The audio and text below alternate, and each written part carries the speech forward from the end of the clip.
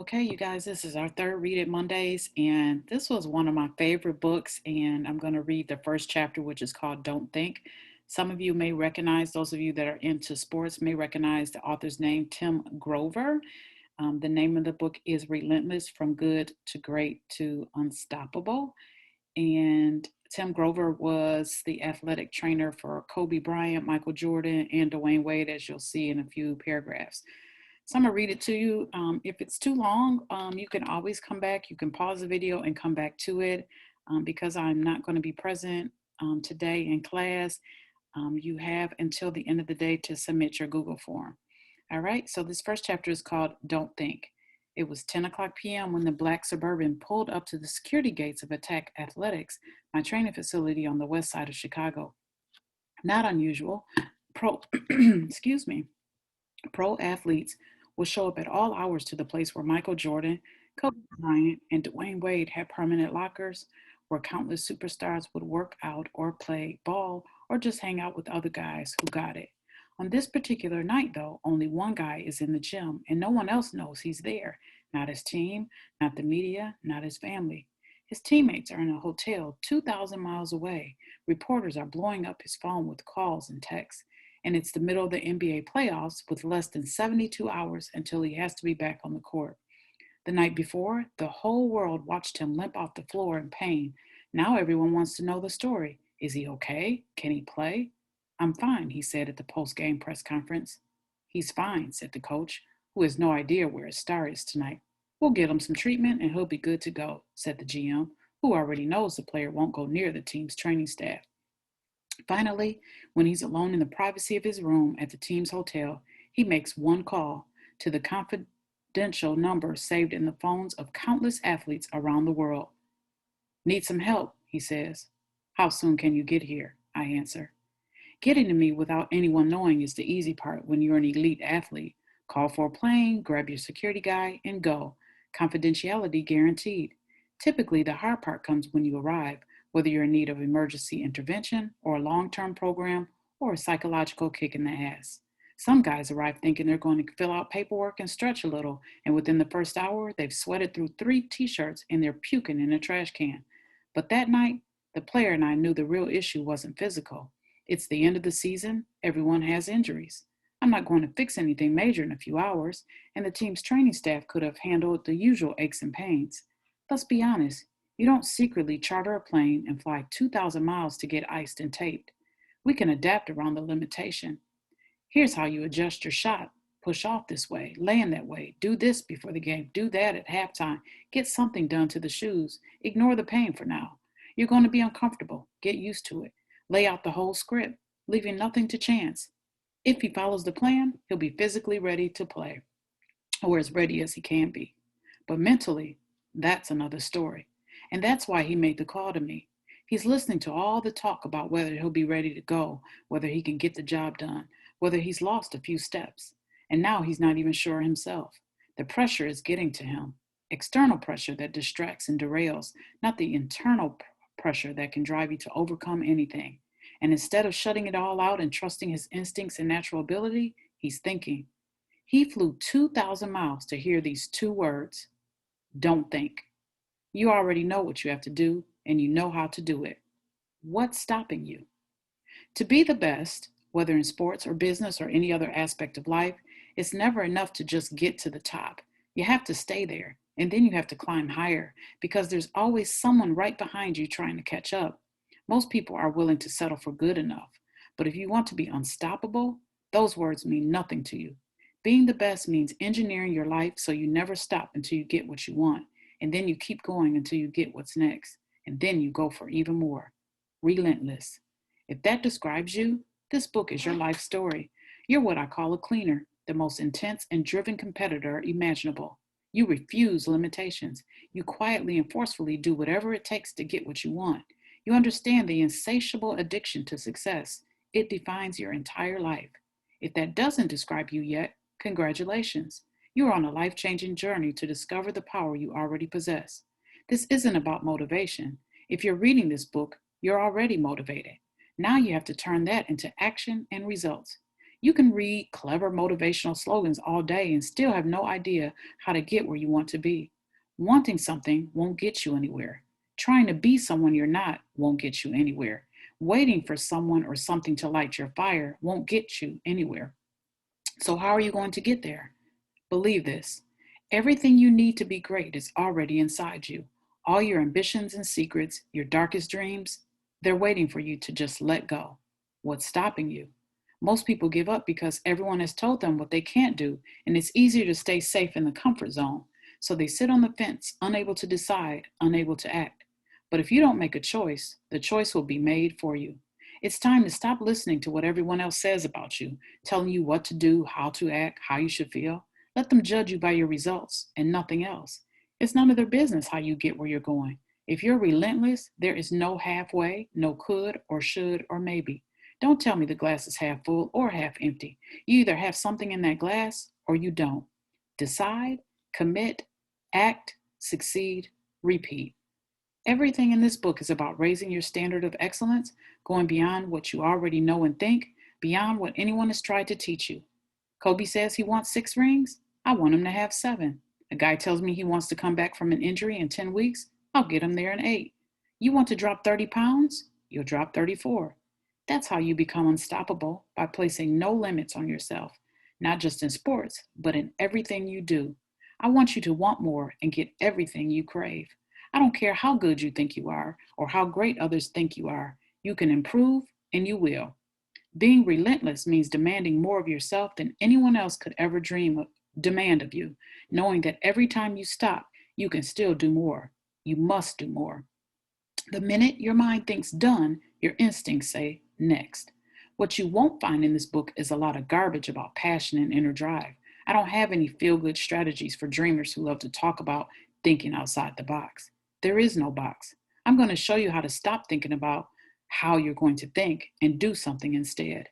In these pages, you'll hear a lot about champions such as Michael Jordan and Kobe Bryant and Dwayne Wade, and many other successful people in and out of sports. But this isn't a basketball book, and I'm not going to tell you how to be the next Michael Jordan. No one will ever be Michael Jordan, and Kobe and Dwayne will be the first to agree. Will you ever play basketball like any of those guys? Probably not. Can you learn from their work ethic and relentless drive and uncompromising focus on their goals? Absolutely. Can you improve your chances of success by learning about others who succeeded and those who didn't? Of course.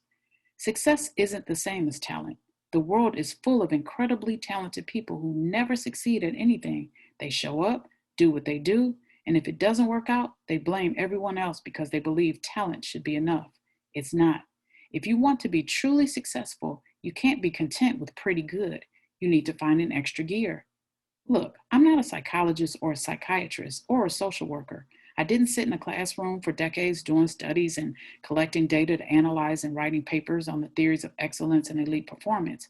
But I guarantee you that everything I know, everything in this book, comes from unlimited access to some of the most excellent and elite performers in the world. I understand how they think, how they learn, how they succeed and fail, what drives them to be relentless. It's not all pretty, but it's all true. Everything I've learned from them, everything I teach them, I'm sharing with you here. It's not science, it's raw animal instinct. This book is about following those instincts, facing the truth, and getting rid of the excuses that stand between you and your goals, no matter how complex and unattainable they may seem, no matter how many people tell you it can't be done. It can be done. Here's the key. I'm not going to tell you how to change. People don't change. I want you to trust who you already are and get to that zone where you can shut out all the noise, all the negativity and fear and distraction and lies, and achieve whatever you want and whatever you do. To get you there, I'm going to talk about some provocative topics, and you'll get no apologies from me if that makes you uncomfortable. Success is about dealing with reality, facing your demons and addictions, and not putting a smiley face on everything you do. If you need a pat on the back and a good job to get your ass off the couch, this is not the book for you. Because if you want to be unstoppable, you have to face who you really are and make it work for you, not against you. Truly relentless people, the cleaners, are predators with dark sides that refuse to be taught to be good. And whether you know it or not, you do have a dark side. Use it well, and it can be your greatest gift.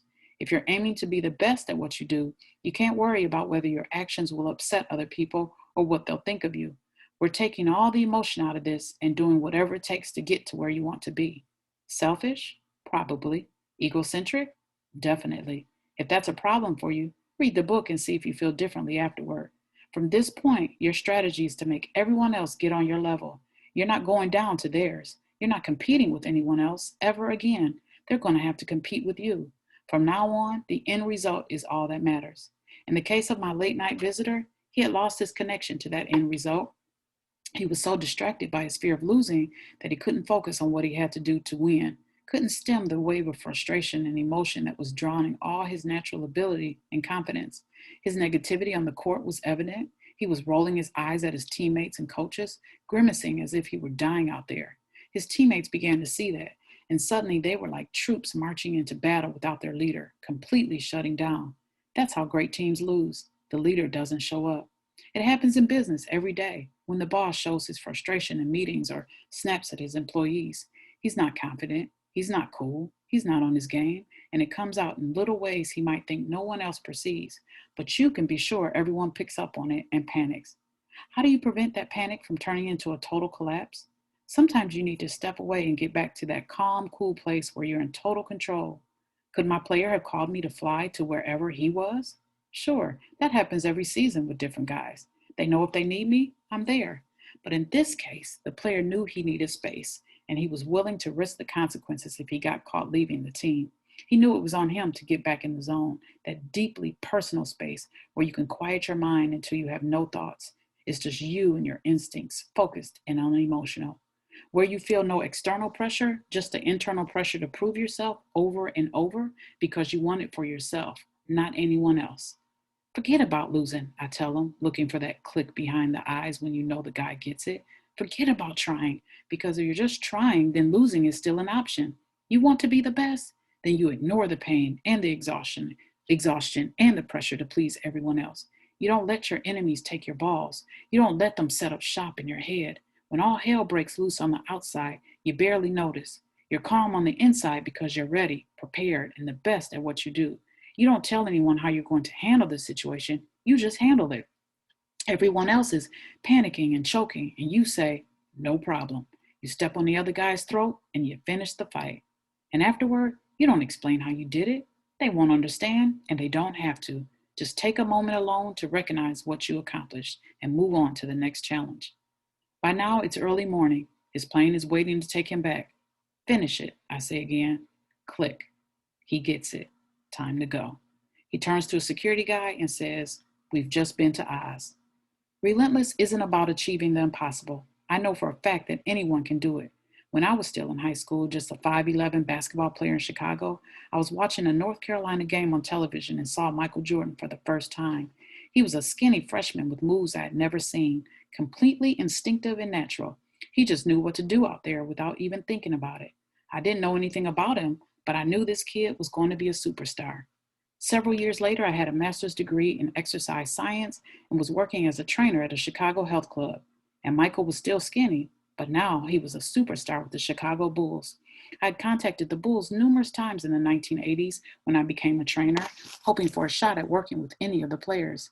I wrote letters to every player except Michael because I figured if he wanted a trainer, he would already have one, and it wouldn't be a guy like me who was just getting started. No one was interested. At that time, basketball players still weren't into weight training. The old school belief was that a bulky upper body would mess up your shot.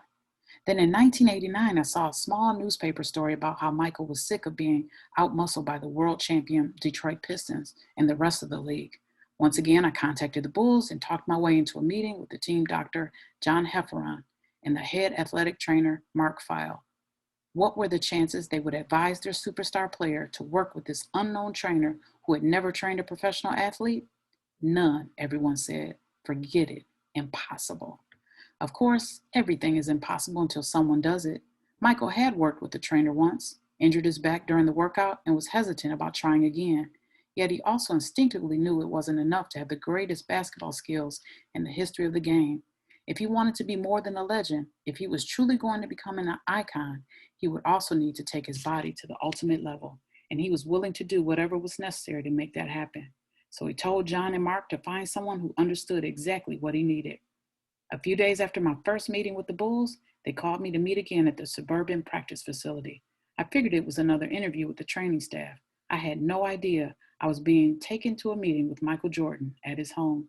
Michael and I talked for an hour, and I laid out the whole plan, showing him how we would slowly make him stronger and minimize the risk of injury, explaining how every physical change would affect his shot and how we would make adjustments along the way, getting his whole body working in balance for maximum peak performance and probably extending his career. He listened closely to everything I had to say before he responded. Not possible, he finally said. It's too good. It just doesn't sound right. It's right, I told him. I'll give you a 30-day schedule detailing exactly what we're going to do, how it's going to affect your body, your game, your overall strength. I'll tell you how you're going to feel so you can adjust to the changes we're going to make. We'll plan what you'll eat, when you'll eat it, when you'll sleep. We'll look at every detail, leaving nothing to chance. You'll see how everything works together. He gave me 30 days. I stayed for 15 years. When he finally retired, he said, "If I ever see you in my neighborhood again, I'm going to shoot you." We learned from each other. We never saw obstacles or problems. We only saw situations in need of solutions. And since there had never been a player like Michael Jordan, we encountered a lot of situations without known solutions.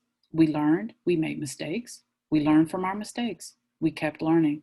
Michael wasn't the best because he could fly through the air and make impossible shots. He was the best because he was relentless about winning, relentless in his belief that there's no such thing as good enough. No matter how many times he won, no matter how great he became, he always wanted more, and he was always willing to do whatever it took, and then some, to get it. For more than 2 decades, those values have been the cornerstone of all my work with hundreds of athletes, and now they are the cornerstone of this book. Relentless isn't about never being satisfied, always driving to be the best and then getting even better. It's about finding the gear that gets you to the next level, even when the next level doesn't yet exist. It's about facing your fears, getting rid of the poisons that guarantee you will fail, being feared and respected for your mental strength and toughness, not just for your physical abilities. Whatever's in your glass, empty it right now and let me refill it from scratch. Forget what you thought, what you believed, whatever opinions you have. We start over right now. Empty glass. Those last few drops are the mental barriers that will prevent you from being better. We're going somewhere completely new. I hope you enjoyed. I know it was a little long, but I think you all will enjoy it. Can't wait to read your comments.